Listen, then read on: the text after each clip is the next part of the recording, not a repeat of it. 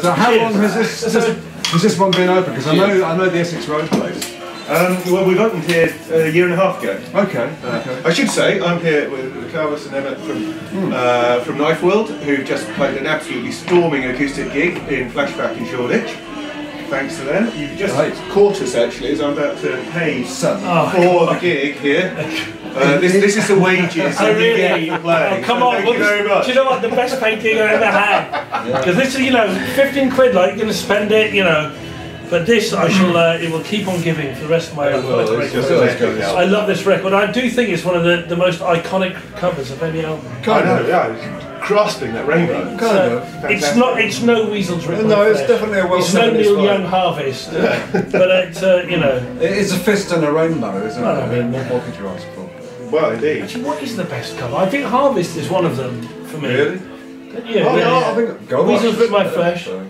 I was thinking of another one the other day. Master of Reality, of the classic rock albums, Master of Reality, and Volume 4, classic covers. Okay, yeah. So we're just going to talk about album covers. Yeah, basically. And our new album, I think, is one of them. Yes, that's the other reason we're here. Is today's some art. The new album, which we should actually have a copy of, but we don't, is called Bottled Out of Eden. Bottled Out of Eden. It's out today on Inside Out. Inside Out, yeah. And yeah, it's absolutely fantastic. I was listening to it yesterday, and I think it's the most complete album that you've done. It sort of brings together all the strands. And yeah, I think it's our best one, actually. Yeah, it's a relaxed kind of an album. The previous one was quite tight. Yeah, it's quite. It was certainly easiest to make. It was the most fun to make. Obviously, easy, not easy, but it was so fun. It didn't feel like work. So yeah. It was the most fun one to make. Yeah. And so you aren't the whole band, there's thousands of them basically. I think might as well. There's another 6. Yeah. So how many were there? Is it 6 today? 7 today. 7 today. Usually you normally have a drummer, don't you? Yeah, normally have a drummer. Yeah. No, but you gave him the night off. Well, we looked at it. He has a little kit which he calls Hercules, but I had a look at it up there and I thought it's just not gonna, we can't get a drum kit there as well. Yeah. Well, you could have done. Really? No room for the audience. Yeah. So are you out on tour now? Well, we are doing. We've got a few dates this year, but yeah, we're doing a launch at Bush Hall, which is very exciting because it will be the biggest headline show we've done. In terms of like a show as well, because it's like projections and a whole bit of great support bands, Caesareans. You know, it's going to be. Hopefully our biggest night. So I saw you at the Bush Hall, was it last year? In Venlo, yeah. And then we just thought, hang on, do you think we're ready for this? And you know. Well, at some point, on your third album, push the boat out. Exactly, let's do a big gig. We signed to are Inside Out technically a major label? They sort of are, aren't they? They're owned by a dodgy label. Oh, are they? Am I allowed to say that? They're owned by so now. No names. Yeah. So name the guilty. Yeah. But there's some great stuff come out on Inside Out. They've got a good roster of people. Yeah. Well, that and the sister label, Super Bowl, particularly. Oh, Super Bowl. Yeah. So who's supporting Caesareans then? I think just Caesareans. Yeah. We're doing a big that's set. Probably enough. They're not exactly a small band either. Right. So, so they're a 7-piece that they'll be playing, and we're going to give them a long set because they're so amazing. With the two. Well, I wouldn't say we're the only weirdo groups in London, but there's a certain flavour of weirdo that both Caesareans and us have. Yeah. And big horn sections, not have you? So because it's unusual to see a sort of I don't know, Gone Cardiac style sort of band using big horns. Yeah, you know. It's taking that sort of music into. You did have the sort of big orchestras like sort of Centipede and Brass Rock, where they had thousands and thousands of. But that was more sort of Chicago bluesy stuff. Yeah, of course, and Urban Sax, who have a French group. Do you know them at all? I don't know. They're a very interesting French band, Urban Sax. Yeah, very cool. But you got the sort of the jazzers like sort of Lead Bib or someone like that, course. who sort of do it a bit. But it's label mates of our other band actually, Guapo, on the same label as Lead Bib. Are you involved in Guapo as well? I am, yeah. It's half of Guapo sitting around here. Here's Chloe. You tried to crash the interview again. You did this last time, you were saying.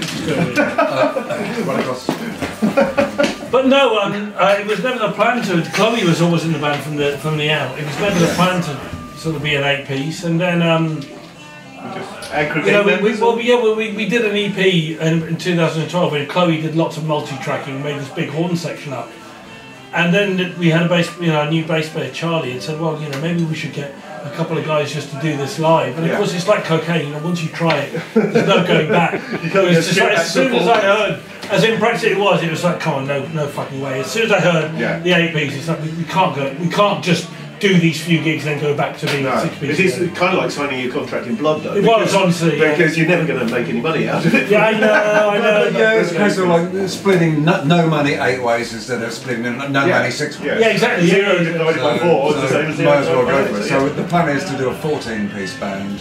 For the next record. Yeah. But I mean, I've never been one to let practicality get in the way of, a good absolutely. idea. So, I know, yeah, and if you sort of do that sort of idiosyncratic stuff, then it makes a flavour for the band. It makes you different from everybody else. Otherwise you just do another 4-piece sort of doing guitar, bass, drum sort of stuff. And by being an 8-piece, actually, it's actually moved the band into a different direction, because it's made me, because I never want us to sort of come and join us, Clay.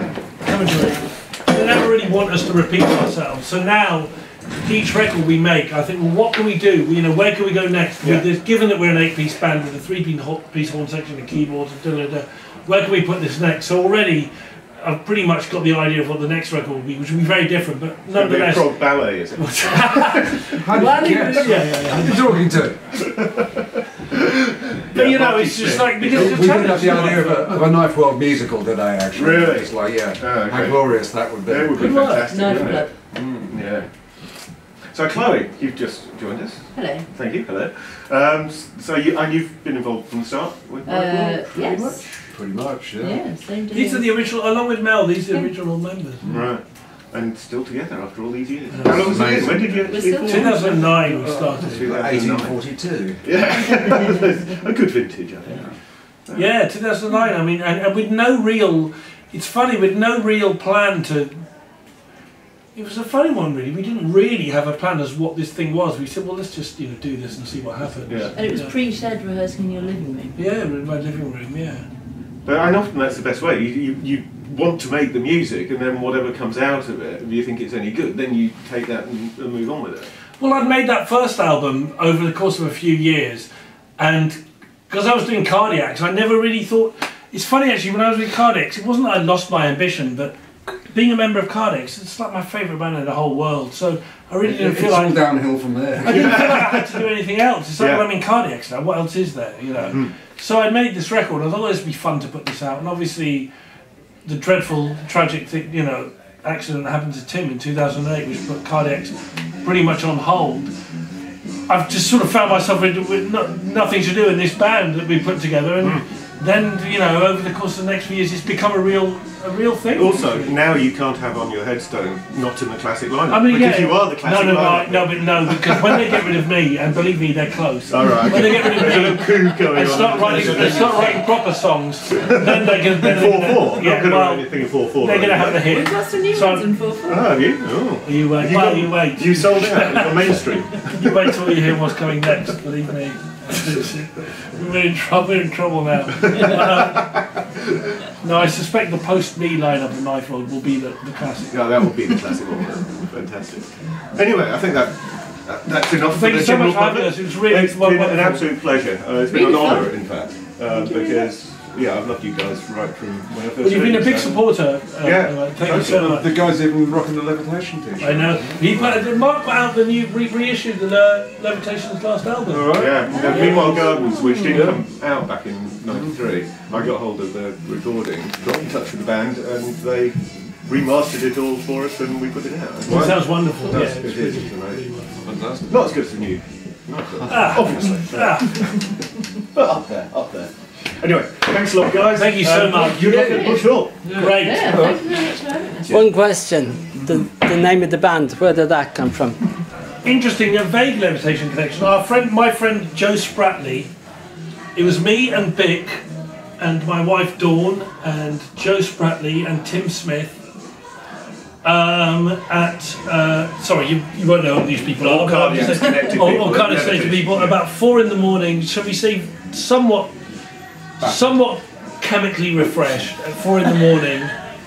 And I just was talking about these, you know, these things like Cartridge World and World of Leather, and this conversation progressed until Joe came out with Knifeworld, and straight away it's like, that's the name of my band. That's the name of my band. As soon as he said it, a funny, you know, some phrases have a funny vibrating magic to them. As soon as I heard it, it's like, oh god, that's the name of the band. Oh, I've got it now. You know. So. It sounds like a sort of Clive Barker novel or something like that. It's really nice. Yeah. It's, you know, it's. I think it's a really good name, and it's so hard to get a good name. And certainly one, it doesn't sound like a psychedelic band necessarily. I like that it's sort of, it's an awkward name. Already Knifeworld, it just feels like, you know, it's... You could almost be a metal band, but it's not quite sort of heavy enough for a metal. Yes, exactly. Iron Knifeworld. Yeah. And also, it's kind of funny, right? Yeah, it's great, yeah. The world of knives. The world of knives. Kind of funny, right? It is funny, I'm telling you. Me and Mel found a Knifeworld in York. Well, I found a knife when I was with Gong, a shop that only sold knives. I had my picture taken. In Barcelona? No, Norway. There's one in the other Barcelona one, too. Norway. There's 3 real Knifeworlds. Oh, right, okay. Thank Excellent. you. Thanks, John. Thank you guys, that was great. The other thing